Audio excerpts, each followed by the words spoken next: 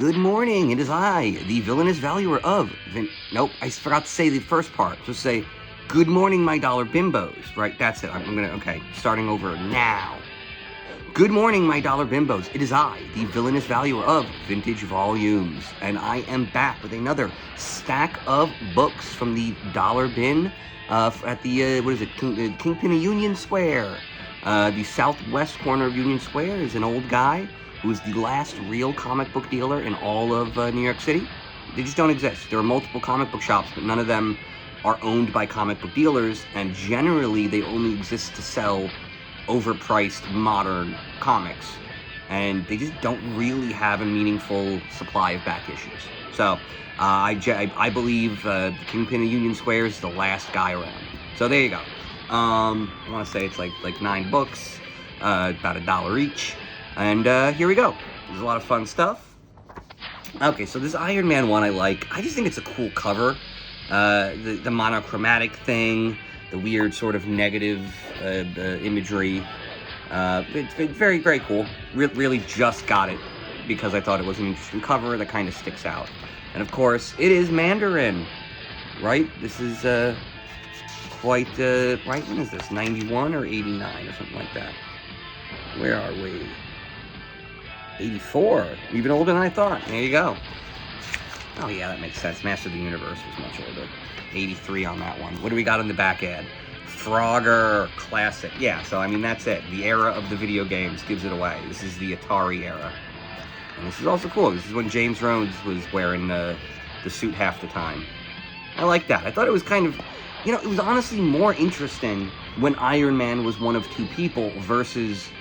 You know, what is it, Iron Man 298, when they, you know, gave him War Machine, and it was just like another Iron Man. It actually kind of diminishes both characters and made them both a little less interesting. Whereas Iron Man being this sort of, almost like a corporate superhero in a good way, right? Like, it's an LLC, and anybody can act as an agent, right? Like, so you can have James Rhodes acting on behalf of Iron Man Corp, or you can have Tony Stark acting on behalf of Iron Man Corp, or you can have one of the many other people who've donned the suit over the years, and it kind of made more sense. But then once everybody just has their own suit and their own superhero identity, it kind of waters it down, makes it seem a little less interesting. There you go. This just very fun cover, so I love it. I have a love-hate relationship with J. Jonah Jameson. He's a huge piece of shit, and he's very clearly a narrative device created by a bunch of progressive creators in Manhattan to sort of talk about the horrible, predatory, and dishonest nature of the media that exists specifically in Manhattan. This is a very Manhattan guy and a very Manhattan problem. By the way, this guy is currently testifying against Donald Trump, right?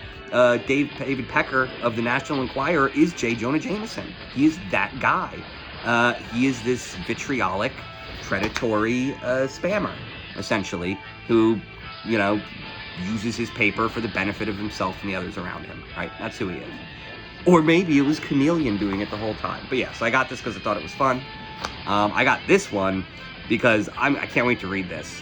I just love this idea of the creepy... I mean, this comes back to the same kind of cartel politics around David Pecker and Manhattan, right? This is what Jeffrey Epstein was doing. He was telling people that he worked for Victoria's Secret, and, you know, oh, I can make you a model. It was that kind of thing. That's what this creep scam is. So I kind of love, you know, Rob Lowe in Wayne's World 2, same character, the creepy industry guy who's just using his position to promise beautiful young women opportunities so that they can swoop in and perv on them. So yeah, I love it when these guys just complain about the industry, because this is entertainment, always has been.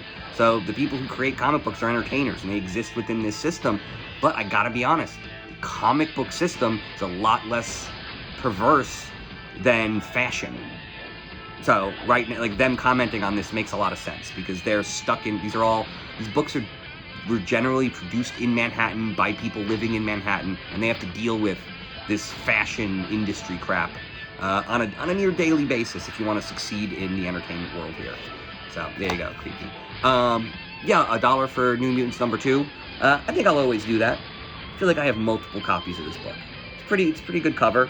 I always liked it. New Mutants never really connected with me, but I do believe I'm putting together a run, and I plan to read it. They just sort of felt generic. I don't know how to...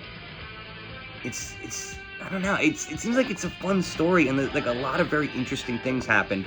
But in the beginning of the series, it does look a little generic, you know. But by like issue 80, you had people, you had Cable, you had Deadpool, you had like the stories, and the characters seem to be more specific. So I'm gonna start an early run, and I'm gonna read it all the way through. I think I'm gonna wait for like 10 issue chunks, and I still don't think I have the first 10. I know I've got like 1 and 2. I think I'm missing a few others.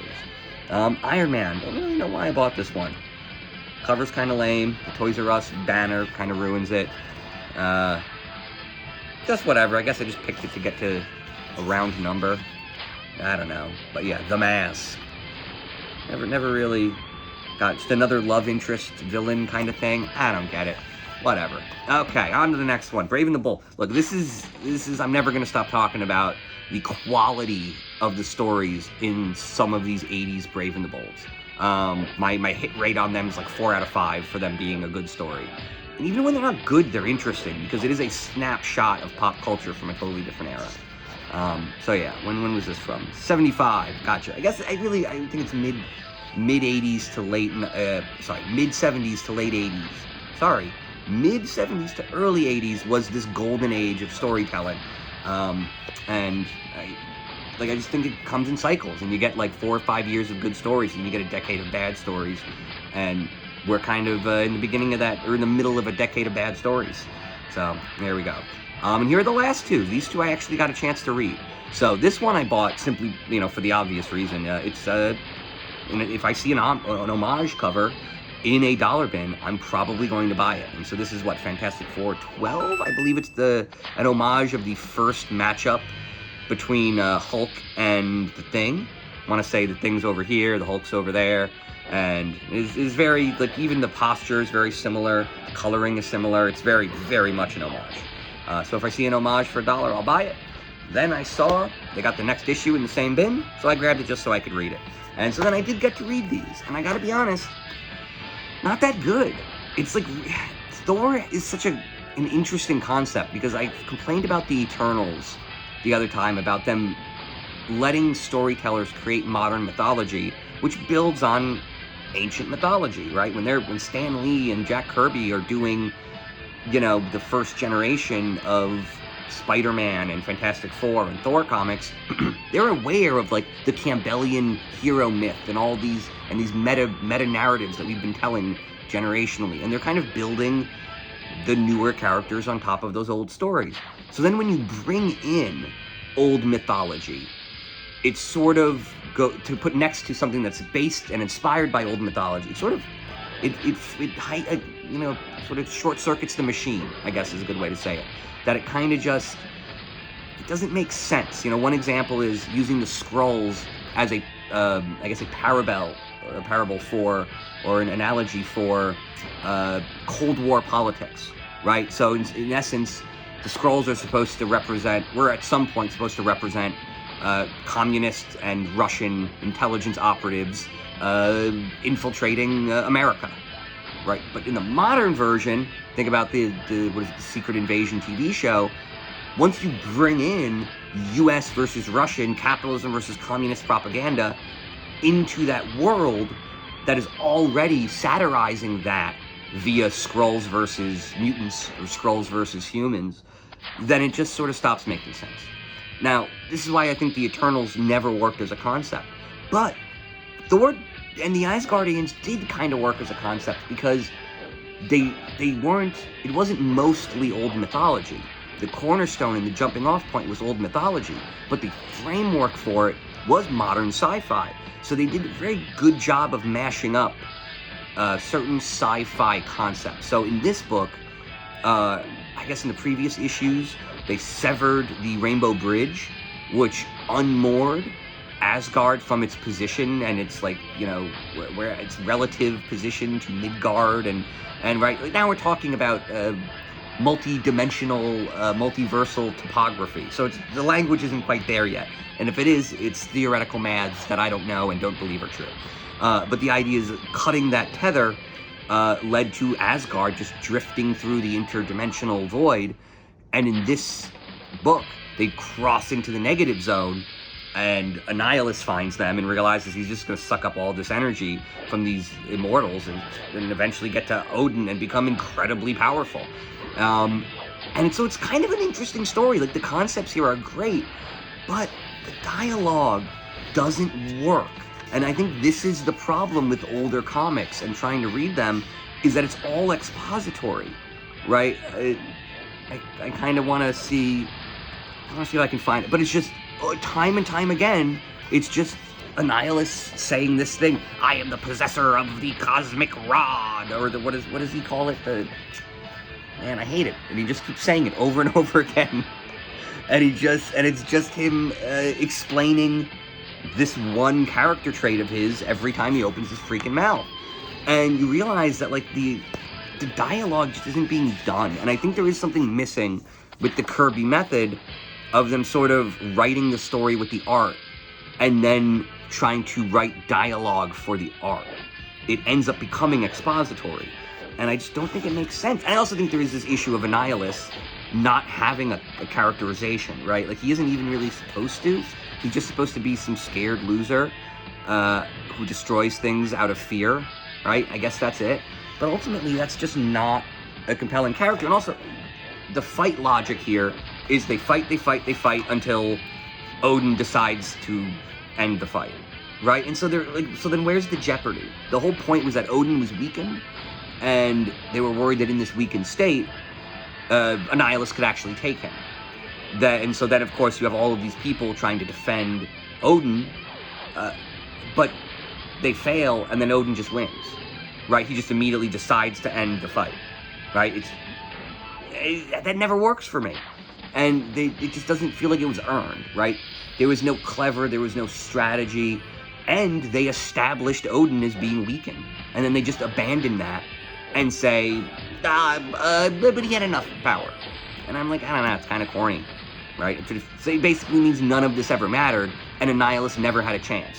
They could have just opened the palace gates, right? Nobody would have died, nobody would have attacked him. They could have just let him try to kill Odin right off the bat, and then Odin would have just beat him the way he beat him at the end. Would have been even easier, you know? So there's just something weird about the old mythology being in a modern comic. And I don't know how to explain it, and I think it's part of the reason for this corny dialogue, right? Like, the way Thor talks, he just repeats himself. I am Thor, son, Odin's son, but defender of Asgard, lover of Midgard, right? And he just says that over and over and over again. And it's because this character was written in 500 AD, right? I don't know when Norse mythology really came from, but the idea is it's ancient. And as society develops, humans do get smarter, and they do have higher resolution entertainment and mythology. If you think about the first ever art, it was just stick figures of humans and animals on a cave wall, right? There was no dialogue, there was no character development.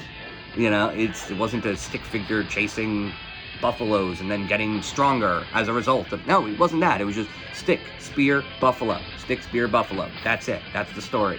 Man with spear kills buffalo, right? But eventually we need to have deeper and deeper stories. We grow accustomed to that, and we want more from our art, from our oral tradition, from our literary tradition. We just expect more. And so there is something weird about these very bland characters from, you know, ancient times trying to keep up with truly dynamic characters like Spider-Man or all of the X-Men, right? The X-Men are such an interest. There's so many different characters in there. They're archetypes to some degree, but they also feel modern, right? Like the Dazzler's an incredibly modern character. I know she's like a pop star, but there's also kind of a parable for. There was a loose parallel between Dazzler and sex work, right? Like, that's kind of it. I think it's leaned on more heavily in the movies with the Hellfire Club and the X-Men First Class version of Dazzler, where you get the sense that the Hellfire Club was definitely, a little Epstein-y, right? Let's just put it that way. The Hellfire Club is a pretty good analogy for what we think of as the Epstein-Maxwell bar cartel that has been existing in Manhattan for several generations now. And yeah, very, very fun, very, very weird stuff. Yeah, I guess that's it. I had a lot of fun going through these ones. By the way, this has been some of the most iconic ads in all of comic book history have to be for Zits. They used to have really great 90s. There was one Zit one that was like a sci-fi commander spaceship zapping Zits. I thought it was great. Always good nonsense. So there we go. Good group of books. Cost me damn near nothing. Cheap books. They're fun.